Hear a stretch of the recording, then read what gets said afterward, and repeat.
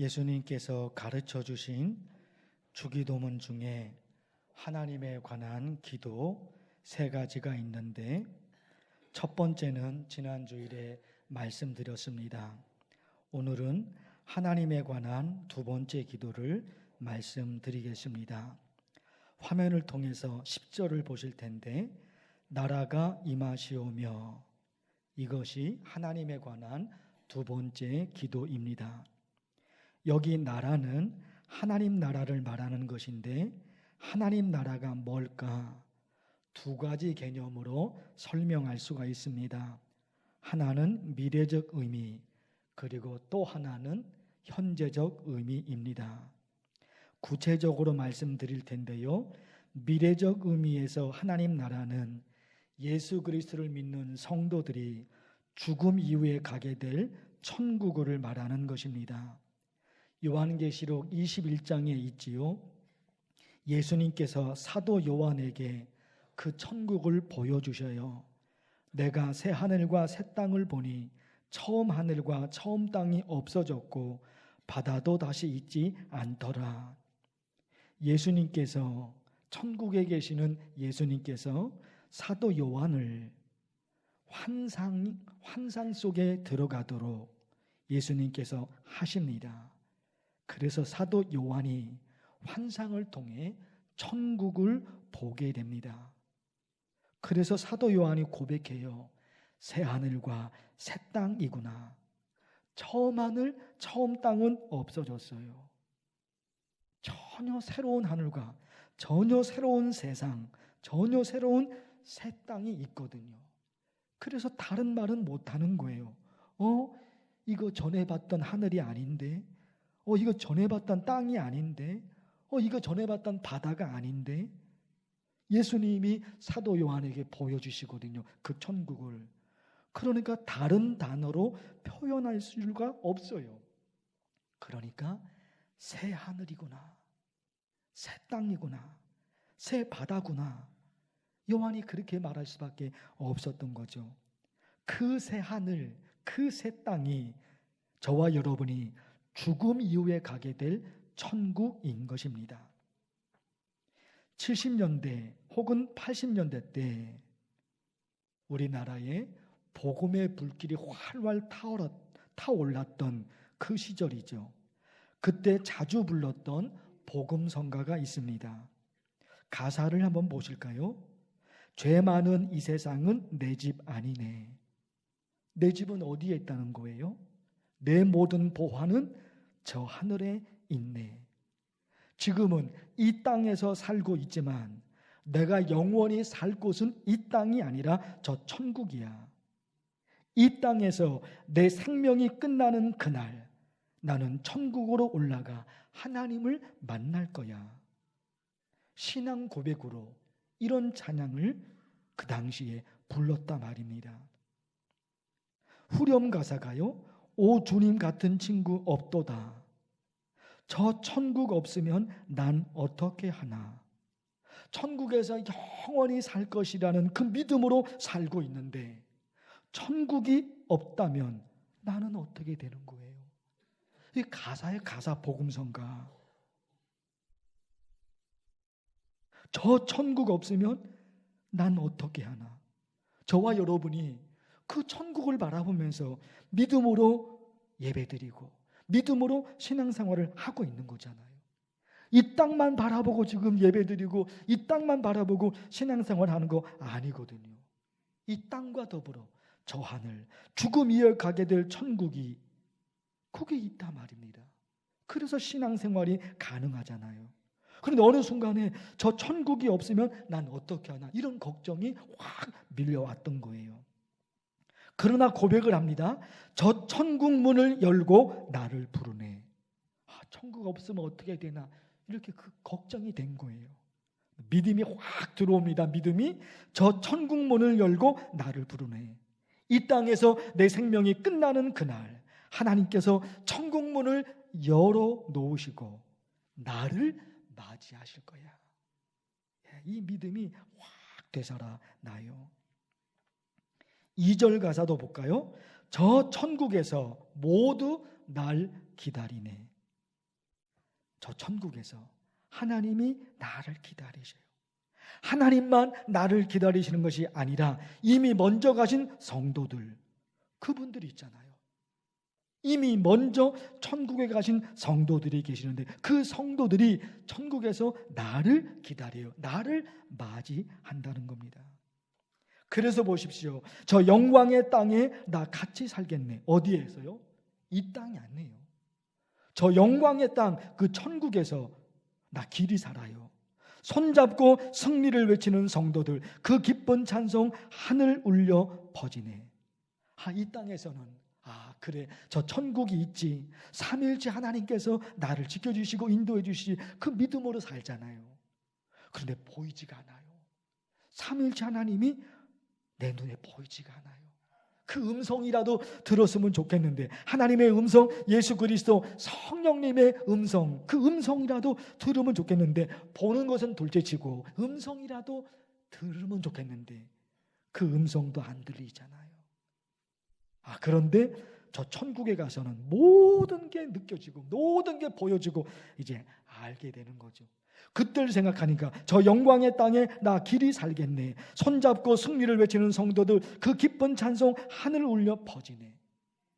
이런 거, 이런 찬양, 이 기쁨의 찬양이 확 되살아난다 말입니다. 그런가 하면 손양원 목사님이 작사하신 복음성가가 있습니다.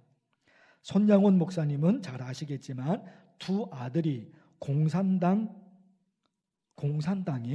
죽임을 당했습니다. 두 아들이 젊은 청년 공산당에게 죽임을 당했어요. 그런데 이분이 자기 아들 둘을 죽인 그 청년을 용서합니다.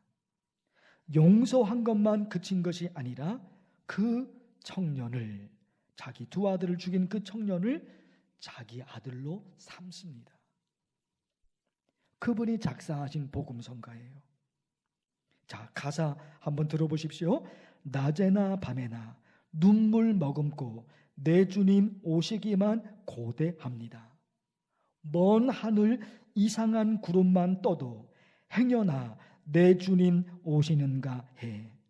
저 먼 하늘에 참 신비로운 구름이 떠 있는 거예요. 그걸 딱 보는 순간 예수님이 오시려나 그 마음이 들었어요. 그래서 그것을 복음성가 가사로 써놓으신 거예요. 먼 하늘 이상한 구름만 떠도 행여나 내 주님 오시는가 해. 그 구름이요, 신비한 구름이에요. 그래서 그게 복음성가 가사로 그분께서 쓰셨거든요. 왜 그랬을까? 요한계시록 1장 7절에 이런 말씀이 있어요. 볼지어다 그가 구름을 타고 오시리라. 예수님이 재림하실 때 구름을 타고 오시리라. 요한계시록 1장 7절에 있는 말씀이거든요.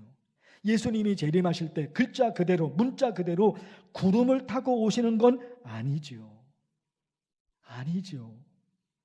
예수님께서 비유로 말씀하신 거거든요. 구름을 타고 오시리라. 이 비유의 말씀이거든요. 그러나 예수님께서 재림하실 때 그렇게 구름을 타고 진짜 그건 아니지만 그 시대 성도들 70년대 80년대 정말 우리나라의 복음의 불길이 활활 타오르던 그 시절에는 그 성도들이 정말로 순수했거든요. 그래서 그 말씀을 보고 볼지어다 그가 구름을 타고 오시리라. 그 말씀을 마음속에 새긴 겁니다. 그러다 보니까 저 먼 하늘에 정말로 신비로운 구름이 둥둥 떠다니고 있거든요. 그걸 보는 순간 예수님이 오시려나. 그 당시 그 성도들은 그렇게 순수한 신앙이 있었던 거예요. 우리나라에 복음이 처음 들어왔을 때죠. 그때 예수 그리스도를 믿으셨던 우리나라 초창기 성도들, 그들의 순수한 신앙이 있단 말이에요. 순수한 신앙. 어리석을 정도로 순수했어요. 어리석은 것은 나쁘지만 그 순수함은 얼마나 귀할까요? 지금 우리가 그 시대에 신앙생활했던 그분들의 순수함, 목사인 저, 그리고 여러분이 어떨까? 그들의 그 순수한 신앙은 이어가야 되죠. 그러니까 이런 고백을 또 간절히 하는 겁니다.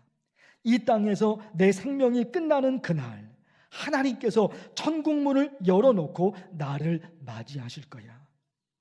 하나님께서 저 천국 문을 열어놓고 내 이름을 불러주실 거야. 누구야? 이리로 오라. 그 신앙. 그런가 하면 지금까지 말씀드린 하나님 나라는 미래적 의미입니다. 또 한 가지 현재적 의미에서 하나님 나라가 있죠. 현재적 의미. 현재적 의미는 장소 개념은 아닙니다. 미래적 개념. 거기는 장소잖아요. 천국이라는 장소거든요. 우리가 갈 장소. 미래적 의미의 천국은 장소를 말하지만 현재적 의미의 하나님 나라는 장소가 아닙니다. 누가 다스리냐, 누가 통치하느냐, 누가 지배하느냐, 그것을 말하거든요. 그래서 하나님 나라가 헬라어로 어떻게 되느냐, 바실레이아 데우. 여러 번 말씀을 드렸죠. 하나님 나라, 우리말로는 하나님 나라, 헬라어로는 바실레이아 데우입니다. 데우는 데오스, 그래서 하나님이에요. 바실레이아는 다스린다는 거예요. 그러니까 하나님 나라는 그대로 해석하면 하나님이 다스리신다, 하나님이 통치하신다, 하나님이 지배하신다. 하나님 입장에서는 하나님이 우리를 다스리십니다. 그리고 우리의 입장에서는 우리가 하나님의 다스림을 받는 겁니다. 하나님이 원하시는 게 뭘까? 그렇지, 하나님이 이걸 원하시지. 그래, 나 이렇게 살아야지. 그게 하나님 나라거든요. 인터넷에서 떠돌아다니는 유머가 있는데 너무 심각하게 생각하시면 안 됩니다.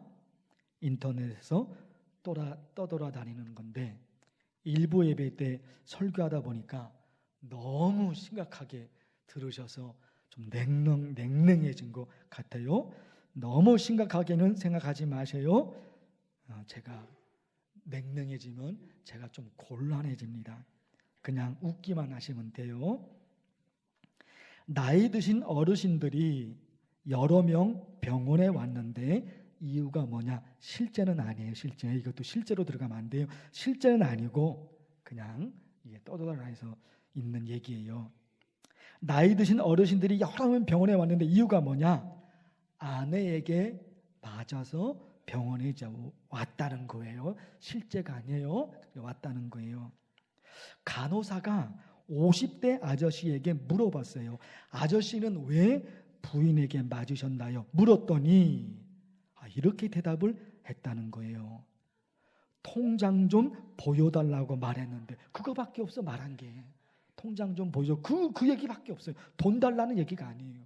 통장 좀 보여줘. 그랬더니 그렇게 맞았다는 거예요. 60대로 넘어가 볼까요? 60대 아저씨에게 물어봤어요. 아저씨는 왜 부인에게 맞으셨나요? 그랬더니 이랬다는 거죠.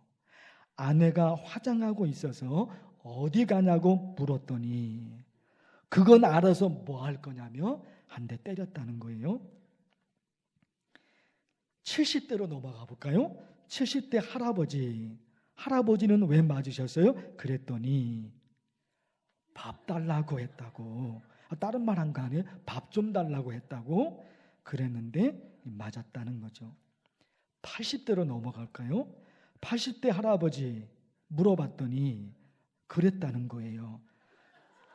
나는 아무 말도 안 했어요. 그냥 아침에 눈만 뜬 건데 아무 말도 안 했어. 아무 말도. 마지막 90대밖에 없어요. 90대 할아버지로 넘어가 볼까요? 물어봤더니 90대 할아버지는 자기 눈앞에서 왔다 갔다 하다고 신경 쓰인다고 그래서 했다는 거예요. 원래는 있잖아요. 이 90대 할아버지에 대한데요. 원래는 이게 아니에요. 원본이 따로 있는데 이게 참 너무 비참해서 제가 화면에다 올릴까 말까 여러 번 좀 고민을 한 거예요. 자, 한번 띄워볼까요? 난 자고 있었는데 부인이 말이야, 남들은 다 산에서 자는데 왜 당신은 방에서 자냐고 그랬다는 거예요. 너무 심각한 거 아니에요? 과거에 남존여비 사상이 있었어요. 남자는 높고 여자는 낮고, 그래서 남자가 여자를 무시하는 일이 정말 많았지요. 특히 남편이 아내를.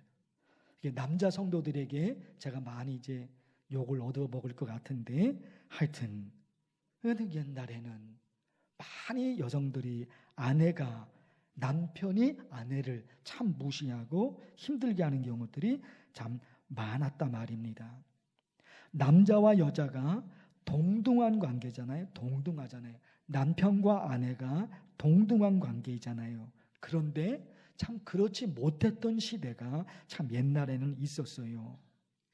그동안 남자들이 여자들을 존귀하게 여기지 못해서 이제는 남자들이 여자들에게 쩔쩔매는 시대가 되었어요. 부부나 혹은 사람과 사람 관계가 존귀하게 여겨야 되잖아요.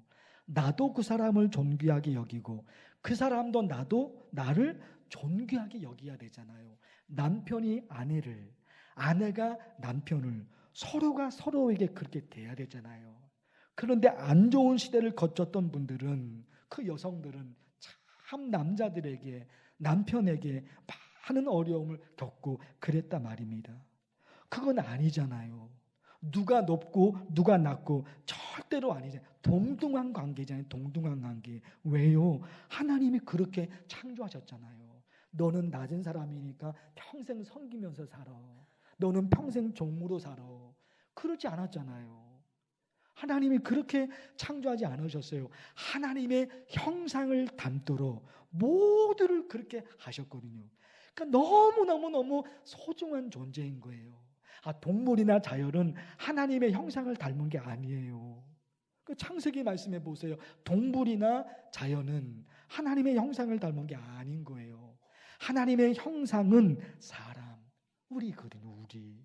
하나님 모두 한 사람 한 사람을 소중하게 존귀 여기도록 그렇게 하나님이 창조하셨어요. 높고 낮은 사람이 없기는, 누구는 지배를 하고 누구는 그 지배를 당하고, 그게 아니라 말입니다. 모든 사람이 너무너무 소중한 거예요. 그래서 누구도 함부로 해서는 안 된다 말입니다. 존귀하게 여겨야 되거든요. 그거 생각하면 말 한마디도 함부로 못해요. 왜냐하면 나도 존귀하지만 그 사람도 존귀하거든요. 왜? 하나님이 그렇게 창조하셨어요. 하나님이 그렇게 창조하신 거예요. 그러니까 나도 존귀하고 그 사람도 존귀하고 이렇게 돼야 된다 말입니다. 저는 우리가 살아가는 우리 삶의 생활 패턴들, 우리 삶의 모든 내용이나 참 우리 신앙생활이나 정말로 비슷하고, 아니면 원리가 얼마나 똑같지 몰라요. 저와 여러분이 하나님을 존귀하게 여겨야지 하나님께서도 우리를 존귀하게 여기셔요. 사람과 사람이 그러죠. 내가 그 사람을 존귀하게 여겨야지 그 사람이 나를 존귀하게 여겨요. 내가 힘이 있다고 눌러버리죠. 누를 수는 있어요. 힘이 있으니까, 권력이 있으니까, 내가 저 사람보다 더 높으니까 내가 눌러버릴 수는 있죠. 그러나 그 사람은 어떻게 되냐 말이에요. 그 사람이 나를 어떻게 대할까, 이게 또 있단 말이죠. 하나님과 신앙, 사람과 사람, 나와 하나님과의 관계가 다 연결이 되는 거예요. 저와 여러분이 하나님을 존귀하게 여기야지 하나님도 나를 존귀하게 여기셔요. 성경 말씀을 볼까요? 사무엘상 2장의 말씀이에요. 나를 존중히 여기는 자를 내가 존중히 여기고 나를 멸시하는 자를 내가 경멸하리라. 하나님의 말씀이잖아요. 나를 소중하게, 존귀하게, 하나님과 나와의 관계, 그리고 사람과 사람과의 관계, 그게 다 통하게 되어 있단 말입니다. 하나님을 존중히 여긴다는 것은 하나님의 말씀을 존중히 여기는 것이에요. 그렇죠. 하나님을 존중히 여깁니다. 그 의미가 뭐냐 말이에요. 하나님을 소중하게 여깁니다. 하나님이 너무너무 좋아요. 하나님이 너무너무 좋아요. 하나님이 너무너무 존귀하셔요. 그래서 어떻게 돼요? 하나님의 말씀을 존귀하게 여겨요. 그래서 하나님의 말씀 그 앞에 하나님의 다스림을 받게 돼요. 그분이 너무 존귀하기 때문에 내가 내 마음대로 할 수가 없어요. 너무나 존귀하신 분이기 때문에 내가 하고 싶은 대로 사는 것이 아니라 하나님이 좋아하시는 게 뭐예요? 하나님이 원하시는 것이 뭐예요? 그걸 늘 알고 싶은 거예요. 그가 존귀하기 때문에. 사람도 그렇잖아요. 내가 그 사람을 존귀하게 여기면 이 사람이 무엇을 좋아하는지, 내가 어떤 행동을 하면 이 사람이 싫어하는지 그거 알고자 하는 거예요. 알고 싶은 거예요. 아무 쓸데없는 사람, 내가 존귀하게 여기지 않는 사람은 그 사람이 뭘 좋아하든지 뭘 싫어하든지 아무 관심이 없어요. 존귀하지 않으니까. 너무너무 귀한 사람은 너무너무 궁금하거든요. 뭘 좋아하는지. 하나님과 나와의 신앙관계도 동일하게 진행해야 돼. 하나님이 너무너무 소중하기 때문에 그분이 존귀하거든요. 그래서 그분의 말씀을 들어요. 그분이 나를 다스릴 때 내가 그분의 지배를 받고 싶은 거예요. 그분이 나를 다스리니까 내가 불편하죠. 내 마음대로 하는 게 아니라 그분이 나를 다스리려 그러니까 내가 불편하죠. 그러나 아니에요. 그게 영광인 거예요. 하나님이 나를 다스리신다는 것, 하나님이 나를 통치하신다는 것, 하나님이 나를 지배하신다는 것이 너무 큰 영광인 거예요. 이유는 뭡니까? 그분에게 있는 거예요. 그 하나님이 너무너무 존귀하기 때문에 내가 그분에게 굴족해도, 내가 그분에게 복종해도 아무렇지가 않아요. 그게 영광인 거예요. 그게 신앙이죠. 그런 의미에서 사도행전 2장 말씀은 너무 참 귀해요. 성령의 강력한 바람이, 성령의 강력한 불이 일어났거든요. 그런데 보실까요? 사도행전 2장 4절의 말씀, 그들이 다 성령의 충만함을 받고 성령이 말하게 하심을 따라 다른 언어들로 말하기를 시작하니라. 다른 언어들로 말했어요. 그런데 뭐 핵심이 어디에 있어요? 성령이 말하게 하심을 따라. 성령, 하나님의 영이잖아요. 삼위일체 하나님, 그 삼위일체 하나님이 원하시는 말이 있거든요. 그 말을 하고 싶은 거예요. 왜 그럴까요? 그분이 존귀해요. 그분이 나한테는 너무너무 소중해요. 그래서 말 한마디, 내가 하고 싶은 말, 내 입 가지고 내가 아무 말 할 수가 있죠. 그런데 내 입술이 하나님의 지배를 받고 싶어요. 내 입술이 하나님의 다스림을 받고 싶어요. 그분이 너무 존귀하기에 내가 그분을 존귀하게 여기거든요. 그래서 그분의 다스림을 받고 싶은 거예요. 그래서 내가 말하고 싶은 대로 말하는 것이 아니라 성령의 지배를 받아 성령께서 원하시고 하나님이 원하시는 그 말을 하는 겁니다. 그러다 보니까 내 마음과 내 생각까지도 연결이 돼요. 왜 그럴까요? 이 언어가, 이 말이 내 입에서 나오는데 내 입에서 나오기 전에 먼저 내 생각과 내 마음에서 그 말이 만들어졌거든요. 내 입술은 하나의 도구에 불과해요.